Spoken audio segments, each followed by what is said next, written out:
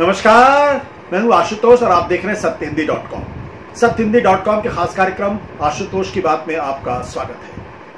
आज हम बातचीत करेंगे कोरोना के समय में फेक न्यूज और मुस्लिम समुदाय को किस तरीके से निशाना बनाने की कोशिश की गई, उनको टारगेट करने की कोशिश की गई और ये अफवाह फैलाने की कोशिश की गई कि कैसे इस देश के अंदर यानी भारत में कोरोना का जो संक्रमण हुआ है, जो संकट आया है, उसके लिए बहुत ज्यादा हद तक मुस्लिम समुदाय जिम्मेदार है। और इसके लिए सोशल मीडिया पर किस तरीके से कैंपेन किया गया, किस तरीके से फेक न्यूज फैलाई गई, उन सब चीजों के बारे में हम आपको बताएंगे। 3 विशेष स्टडीज यानी अध्ययन, रिसर्च, शोध अब सामने आ गए हैं, जिन्होंने इस बात पर मुहर लगा दी है कि फेक न्यूज फैला के जानबूझकर मुस्लिम समुदाय को निशाना बनाने की कोशिश की गई। ये 3 शोध क्या है, ये 3 रिसर्च पेपर क्या है, अध्ययन क्या है, इसके बारे में विस्तार से आपको बताएंगे और उनकी अपना निष्कर्ष क्या है उसको भी बताएंगे। लेकिन पहले एक छोटी सी अपील, और अपील ये है कि सत्यहिंदी.com को आपके सहयोग की बहुत ज़रूरत है। हमारा आपका जुड़ाव लगातार बढ़ रहा है, हमें आपके सहयोग की और ज़्यादा ज़रूरत है। इसके लिए आपको कुछ नहीं करना है, इस वीडियो के नीचे डिस्क्रिप्शन में जाना है, वहाँ पर एक लिंक मिलेगा, उस लिंक को आप क्लिक करेंगे और हमें सहयोग देंगे तो हमें बहुत बहुत हिम्मत बढ़ेगी सच कहने की, क्योंकि आज के ज़माने में सच कहना बहुत ज़रूरी है। तो वापस लौटते हैं अपने विषय के ऊपर। ये सच है कि ये सारा का सारा जो वितंडा है ये शुरू हुआ था मार्च के आखिरी दिनों में, जब खबर आई कि दिल्ली में निजामुद्दीन के मरकज में वहाँ पे तबलीगी जमात के लोग हजारों की संख्या में इकट्ठा हुए थे। और वहाँ से निकलने के बाद ये लोग जहाँ जहाँ गए, इन्होंने कोरोना का वायरस फैलाया, संक्रमण फैलाया। लेकिन ये एक ऐसा मौका कुछ लोगों को मिल गया जिसके बहाने उन्होंने तबलीगी जमात की आड़ में सारे के सारे मुस्लिम समुदाय को निशाना बनाना शुरू कर दिया। और ये संदेश बहुत तेजी के साथ फैलाया कि अगर इस देश के अंदर कोरोना का संकट है और संक्रमण है तो उसके लिए मुस्लिम समुदाय जिम्मेदार है। और इसके लिए फेक न्यूज बहुत तेजी के साथ फैलाया गया। तो जो बात दबे छिपे शब्दों में कही जा रही थी, अब स्टडी सामने आ गई है। 3 संस्थाओं ने स्टडी की है। एक boom.news ने किया है, दूसरा मिशिगन यूनिवर्सिटी ने किया है और तीसरा क्विंट ने एक रिपोर्ट फाइल की है। बूम न्यूज की रिपोर्ट है जिसका नाम है the fake news in the time of corona, boom study करके। इसकी रिपोर्ट 7 मई को आई है। मिशिगन यूनिवर्सिटी ने अपनी रिपोर्ट 18 अप्रैल को पब्लिक की है और क्विंट की रिपोर्ट 28 अप्रैल को सामने आई है। इन तीनों में स्टडी में एक चीज कॉमन है। कॉमन क्या है? तीनों का ये कहना यह है कि अप्रैल के पहले हफ्ते से लेकर अप्रैल के पूरे अप्रैल महीने तक बहुत तेजी के साथ फेक न्यूज को फैलाया गया और उसमें वो कंटेंट डाला गया जिस कंटेंट के आधार पे ये कहा गया कि मुस्लिम समुदाय के लोग जो तबलीगी जमात से जुड़े हुए हैं, ये जानबूझकर कोरोना वायरस इस देश के अंदर फैला रहे हैं। इस स्टडी में सबसे पहले जो स्टडी बूम न्यूज की थी, उसने 178 फेक न्यूज का अध्ययन किया और यह अध्ययन उन्होंने जनवरी से मई के बीच में किया। इनका कहना यह था कि जनवरी और फरवरी के बीच में जो फेक न्यूज थे उनका ज्यादातर कंटेंट चीन और कोरोना से रिलेटेड था। मार्च के महीने में इटली और कोरोना से रिलेटेड था। लेकिन मार्च और अप्रैल के बीच में फेक न्यूज तबलीगी जमात को केंद्र में रख के बनाया गया था। इनके जो संपादक हैं, जिनका नाम है जेंसी जेकब, उन्होंने कहा कि तबलीगी जमात की घटना के बाद से फेक न्यूज के कंटेंट पे बहुत तेजी के साथ बदलाव आया और खास तौर पर मुस्लिम समुदाय को टारगेट किया गया और यह बताया गया कि यह सुपर स्प्रेडर है। ये जेंसी जेकब जो बूम न्यूज के फैक्ट चेकर एक वेबसाइट है, उसके संपादक हैं, उनका ये कहना है। आपने इस दौरान देखा होगा कि कैसे हैशटैग कोरोना जिहाद, निजामुद्दीन इडियट्स, इस तरीके के ढेरों हैशटैग जो है वो सोशल मीडिया पे, ट्विटर पे, फेसबुक पे, तमाम जगहों पे आपको देखने को मिले और वहाँ पे इस तरीके के कंटेंट आपको दिखाई दे। मिशिगन यूनिवर्सिटी की जो स्टडी है, मिशिगन यूनिवर्सिटी की भी यही स्टडी है और उनका भी ये कहना है कि एजेंडा के तहत उन्होंने स्टडी करते समय बताया कि 3 तरीके के कंटेंट होते हैं फेक न्यूज़ में। एक कंटेंट वो होता है जो जिन लोगों को मजा आता है वो खुद फेक न्यूज़ करते हैं और फिर उसमें आनंद लेते हैं। दूसरे वो लोग होते हैं जिनको अपने अकाउंट में अपने खूब सारे उनको लाइक्स चाहिए होते हैं, खूब सारे उसमें उनको क्लिक्स चाहिए होती हैं, और कुछ लोग इस बहाने पैसा भी कमाते हैं। इस तरीके से यूट्यूब पे ढेरों आपको मिल जाएंगे, वो फेक न्यूज़ फैलाते हैं। लेकिन तीसरा जो सबसे खतरनाक है, मिशिगन यूनिवर्सिटी की जो स्टडी कहती है, उनका कहना है कि ये एक खास तौर पर पॉलिटिकल कंटेंट होता है, और इस फेक न्यूज़ का सबसे महत्वपूर्ण कारण होता है कि अपने एजेंडा को आगे बढ़ाना। ये उनके जो स्टडी करने वाले हैं जॉयजीत पॉल, उन्होंने ये बात कही है। क्विंट ने 243 फेक न्यूज़ का अध्ययन अलग अलग जगहों से किया है। करने वाले जो लोग हैं उनका नाम है सैयदा जैनब अकबर, दिव्यांशु कुकरेती और सौम्या सागरिका। इन तीनों ने मिलकर जो स्टडी की है और उसका उन्होंने क्लासिफिकेशन किया है, उसमें इनका कहना है कि 14 मार्च से लेकर 23 मार्च तक जो फेक न्यूज़ फैला था, उसमें साफ तौर पे लॉकडाउन के बारे में बातचीत हो रही थी, प्रधानमंत्री के बारे में बातचीत हो रही थी, कोरोना के बारे में बातचीत की, मतलब फेक न्यूज़ इन सब्जेक्ट, इन विषय के आसपास किया गया। 23 मार्च से 2 अप्रैल के बीच में जो फेक न्यूज़ फैलाई गई, उसमें लॉकडाउन भी था और साथ साथ मुस्लिम तबका भी था।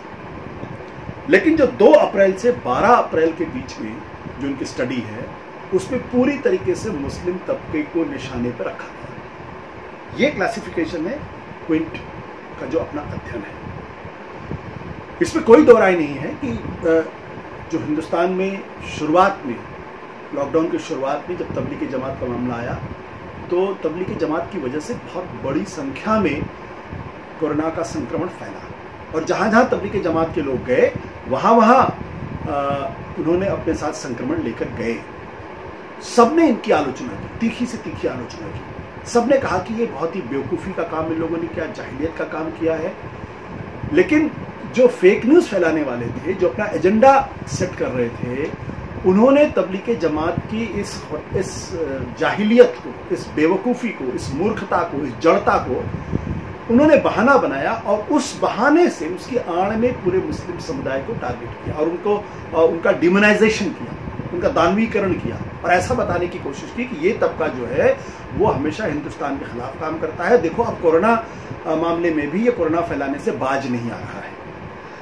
दुर्भाग्य की बात यह है कि जो केंद्र सरकार है और दिल्ली की सरकार, अरविंद केजरीवाल की सरकार और नरेंद्र मोदी की सरकार, इन दोनों ने, अब जानबूझ के किया, ये गलती हुई ये कहना थोड़ा मुश्किल काम है, लेकिन दिल्ली सरकार ने भी सिंगल सोर्स कहना शुरू कर दिया, और उसका इशारा था कि दिल्ली के अंदर जो कोरोना के पेशेंट हैं उनमें से इतने प्रतिशत इतने तबलीगी जमात की वजह से। जो केंद्र सरकार की जो हेल्थ मिनिस्ट्री की जो रोज ब्रीफिंग होती थी, उसमें एक अलग कैटेगरी बना दी गई कि तबलीगी जमात यानी मरकज के लोग।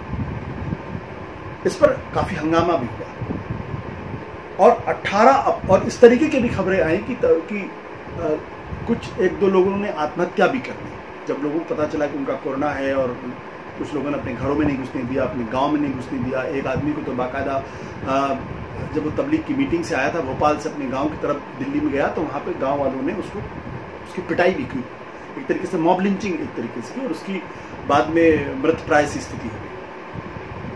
काफ़ी हंगामा मचा, तब ये रुका। लेकिन मैं 18 अप्रैल का डेटा आपको देता हूँ, जो स्वास्थ्य मंत्रालय का डेटा है। 18 अप्रैल को स्वास्थ्य मंत्रालय के लव अग्रवाल ने जो डेटा दिया कोरोना मरीजों का लेके, उनके हिसाब से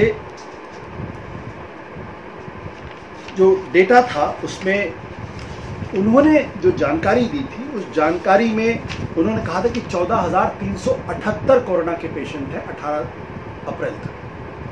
फिर उन्होंने कहा कि 4,291 जो है वो तबलीगी जमात से जुड़े हुए पेशेंट हैं। और फिर उन्होंने एक डेटा और दिया कि यानी जितने कोरोना के पेशेंट या संक्रमित मरीज इस देश के अंदर है, उसका 30% जो है वो तबलीगी जमात से जुड़े हुए हैं।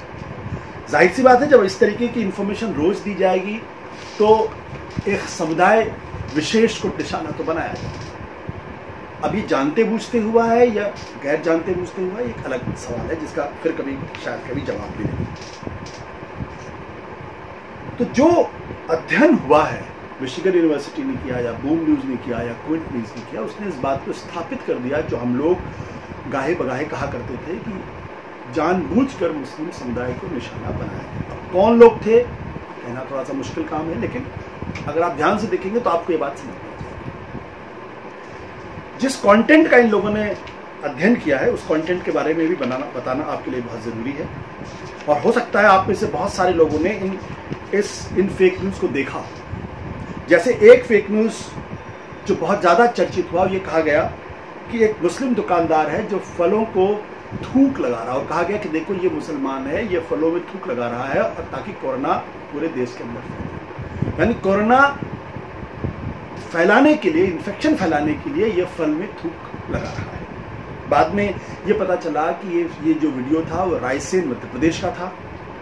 और इसकी जब ऑल्ट न्यूज ने जब इसकी पड़ताल की तो जानकारी ये सामने आई कि दरअसल ये शख्स जो है, ये सब्जी वाला जो है, वो मानसिक रूप से थोड़ा विक्षिप्त है और वो थूक कोरोना फैलाने के लिए नहीं कर रहा था बल्कि गिनने के लिए करता है। बहुत सारे लोगों की आदत होती है जो यूं करते हैं और उसके बाद वो नोट गिनते समय भी करते हैं। और उसका कोई मकसद कोरोना का वायरस फैलाने के लिए नहीं था। ऑल्ट न्यूज ने इसका बाकायदा भंडाफोड़ किया। और एक और वीडियो जो आया जो बहुत ज्यादा चर्चित हुआ, वो चर्चित ये था कि कुछ लड़के हैं जो बैठे हुए हैं और बर्तन को चाट रहे हैं और कहा गया देखो ये बर्तन चाट रहे हैं कोरोना फैलाने के लिए और ये मुस्लिम समुदाय के लोग हैं और ये जानबूझकर ऐसा कर रहे हैं। इसकी पड़ताल बूम न्यूज ने की, न्यूज लॉन्ड्री ने इसकी पड़ताल की और जो निष्कर्ष सामने आया वो बहुत दिलचस्प है। निष्कर्ष ये था कि ये जो लड़के थे, ये लड़के मुस्लिम बोहरा कम्युनिटी के लोग थे। ये वीडियो अभी का नहीं है बल्कि 2018 का वीडियो है।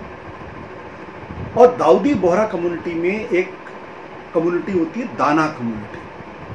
दाना कम्युनिटी जो होती है उसका उसकी एक सोच है, उसका एक विचार है जीरो फूड वेस्ट। यानी जो खाना बना है उसका एक दाना भी वेस्ट नहीं होना चाहिए, बर्बाद नहीं होना चाहिए। इसलिए जब वो बर्तन धोने के लिए जाते हैं तो बर्तन में अंतिम समय जो भी एक आध दो दाना होता है उसको वो चाट के साफ करते हैं। ये उनका एक रिलीजियस, एक तरीके से हम कह सकते हैं रिचुअल है। तो ये बात गलत साबित हुई, ये फैला ये दिया गया कि देखो ये किस तरीके से। और जो हमारे आपके बीच में जो बहुत गरीब तबके के लोग होते हैं, ज्ञानी लोग होते हैं, वो इन सब चीजों को मान भी लेते हैं।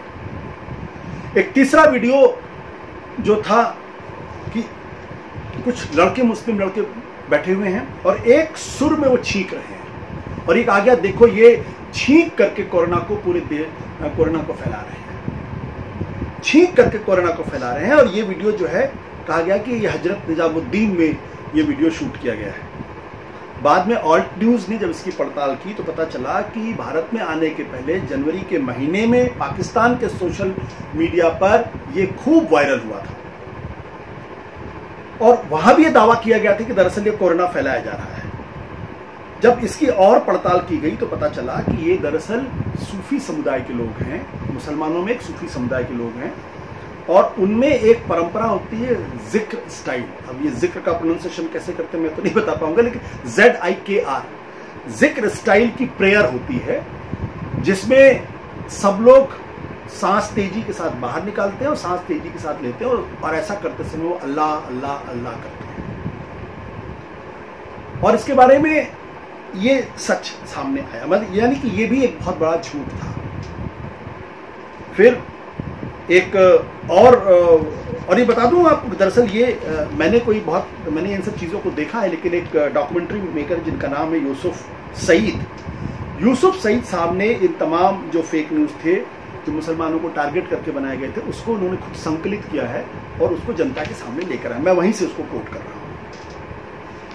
एक और वीडियो दिखाई पड़ा जिसमें था कि एक मुस्लिम आदमी है जो एक सिपाही पर थूक रहा है और क्योंकि पुलिस वाले उसको पकड़ के ले जा रहे हैं, वो क्वारंटाइन में नहीं जाना चाह रहा है और वो बदतमीजी कर रहा है, उनके ऊपर थूक रहा है और ये बताने का प्रयास किया देखो तबलीगी जमात के लोग कितने घटिया किस्म के लोग होते हैं और कितने जाहिल किस्म के लोग होते हैं।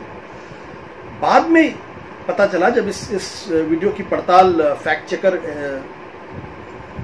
जो वेबसाइट्स उन्होंने की और दूसरी एजेंसीज उन्होंने की, कि दरअसल ये बीबीसी ने इसकी जांच पड़ताल की और बीबीसी ने बताया कि ये वीडियो मार्च महीने का है, थाने का है, और जो थूक रहा है सिपाही के ऊपर ये बिल्कुल सही है, लेकिन इसका कोरोना से कोई रिलेशन नहीं है, ना इसका क्वारंटाइन से कोई लेना देना है। दरअसल जांच में पता चला कि ये व्यक्ति जो थूक रहा है ये पुलिस के व्यवहार से नाराज था, इसको खाना नहीं मिला था, इसलिए उसके ऊपर थूक के अपनी नाराजगी जता रहा था। बाद में पुलिस वालों ने इसकी जम की पिटाई भी की थी। अब इसके साथ साथ एक और वीडियो आपने देखा होगा। वीडियो क्या था कि एक मंदिर के पुजारी को एक पुलिस वाला लाठियों से पीट रहा है, निश्चित तौर पर आपने देखा होगा। और नीचे ये लिखा गया, ये बताने का प्रयास किया गया कि दरअसल एसपी आबिद खान साहब जो हैं वो देखिए पुजारी को लाठियों से पीट रहे हैं। फिर ये भी बताने का प्रयास किया गया कि मंदिर को भी नुकसान पहुंचाने का प्रयास किया। ये वीडियो रीवा का था। रीवा के आईजी महोदय ने प्रेस में बयान देकर कहा कि ये गलत बात की जा रही है।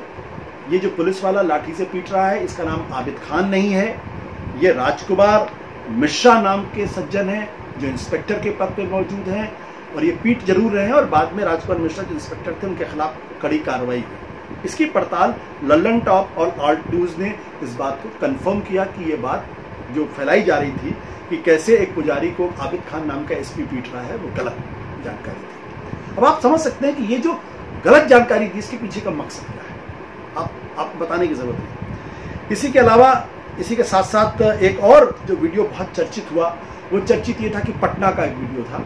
उस वीडियो में दिखाया जा रहा था कि कुछ जो विदेशी मूल के मुसलमान थे वो दिखाए जा रहे थे कि वो एक मकान से निकल रहे थे, और ये कहा गया कि देखो ईरान और इटली के मुसलमान जो हैं वो किसी योजना और साजिश के तहत पटना आए हैं, और एक वहाँ की जो कुर्जी क्षेत्र है वहाँ के गली नंबर 74 की मस्जिद में छुपे हुए हैं, और ये दरअसल एक योजना के तहत आए हैं और ये कोरोना फैलाना चाहते हैं। बाद में जब इसकी जांच पड़ताल, कुछ लोगों ने ये भी कहा कि ये चीन के इगुआर इलाके के मुसलमान है, बड़े कट्टर मुसलमान है और इनका मकसद कोरोना फैलाना है।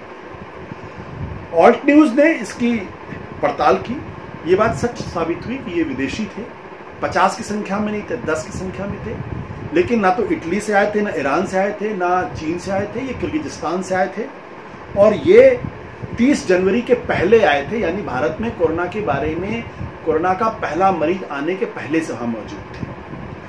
इन सब लोगों की टेस्ट किया गया, कोरोना का टेस्ट किया गया, और उनमें से एक भी पॉजिटिव नहीं पाएगा, सारे के सारे नेगेटिव थे, यानी जो ये फैलाई गई बात थी वो बिल्कुल गलत साबित हुई। हिंदुस्तान टाइम्स ने 2 अप्रैल में इसके मुतल्लिक एक रिपोर्ट भी छापी और इस बताया है कि इनकी जो कोरोना टेस्ट की रिपोर्ट थी वो नेगेटिव थी, पॉजिटिव नहीं थी, यानी ये गलत पूरी तरीके से झूठ है। तो इस तरीके के ढेरों ऐसे वीडियो कंटेंट सामने आए हैं, और ये भी सच है कि भारत सरकार ने 30 मार्च को ट्विटर को, फेसबुक को, शेयर चैट को, टिकटॉक को, फेसबुक को, इन सबों को लिखा कि सोशल मीडिया पे बहुत सारा फेक न्यूज कंटेंट आ रहा है, इसको रोकने की जरूरत है, इस पर लगाम लगाने की जरूरत है। अब ये जो पूरी जानकारी मैंने आपको दी है, इस जानकारी के कई पहलू हो सकते हैं, लेकिन इसका सबसे बड़ा पहलू ये है, जिसकी सबसे तीखी आलोचना पिछले दिनों की गई है, कि आखिर किस मकसद से कोरोना की आड़ में मुस्लिम समुदाय को टारगेट करने का प्रयास किया गया। ये सवाल, ये सांप्रदायिक अफवाह क्यों फैलाई गई? ऐसे समय में जब पूरा देश एक संकट से गुजर रहा है, क्यों एक समुदाय विशेष को टारगेट किया गया? क्या इसके पीछे कोई राजनीतिक मकसद था या कुछ और मकसद था? अगर राजनीतिक मकसद है तो ये बड़ा दुर्भाग्यपूर्ण है, क्योंकि आज सुबह बिहार के एक एमएलए से मेरी बातचीत हो रही थी। वो बड़े दुखी थे। उन्होंने कहा कि मैं जिस गांव में रहता हूं उस गांव में मेरा परिवार अकेला मुसलमान है और सदियों से वहां रहे हैं, और कभी हमने ये महसूस नहीं किया कि हिंदू मुसलमान है, हमारे यहाँ सारे हिंदू और मुसलमान आके काम करते हैं। एक दिन उनकी माँ ने उनको टेलीफोन करके कहा कि बेटा बड़ी दिक्कत हो रही है, आसपास के जो हिंदू समुदाय के लोग थे जो हमारे यहाँ काम करते थे, अब वो यहाँ आने से मना कर रहे हैं और कह रहे हैं कि आप लोग तो कोरोना फैलाते हैं। अब आप सोचिए, ये जो फेक न्यूज़ फैलाई गई है, ये दिल्ली से सैकड़ों किलोमीटर दूर एक गांव में एक सम्मानित मुस्लिम परिवार के यहाँ हिंदू परिवार के लोगों ने काम करने से मना कर दिया, क्योंकि उन्होंने सोशल मीडिया पे या मेन स्ट्रीम मीडिया में इस तरीके की बातें सुनी कि कोरोना को मुस्लिम समुदाय के लोग फैला रहे हैं। इससे किसका भला होता है? इन तीनों स्टडी में यह बात भी सामने आई, जो बूम न्यूज की स्टडी है, मिशिगन यूनिवर्सिटी की स्टडी है और क्विंट की स्टडी है, कि मेन स्ट्रीम मीडिया ने भी इस फेक न्यूज को फैलाने में काफी मदद की है।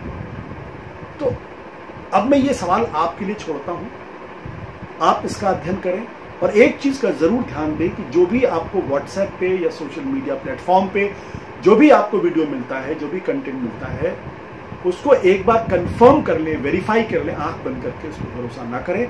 हो सकता है वो फेक न्यूज हो और हो सकता है एक समुदाय विशेष को टारगेट करने के लिए किया गया हो, हिंदू और मुसलमानों को बांटने के लिए किया गया हो, नफरत की दीवार को खड़ा करने के लिए किया गया हो। नमस्कार, धन्यवाद, शुक्रिया। सत्य हिंदी के और वीडियोस को देखने के लिए हमारे YouTube चैनल को सब्सक्राइब करें और सीधे नोटिफिकेशन पाने के लिए बेल आइकन दबाएं।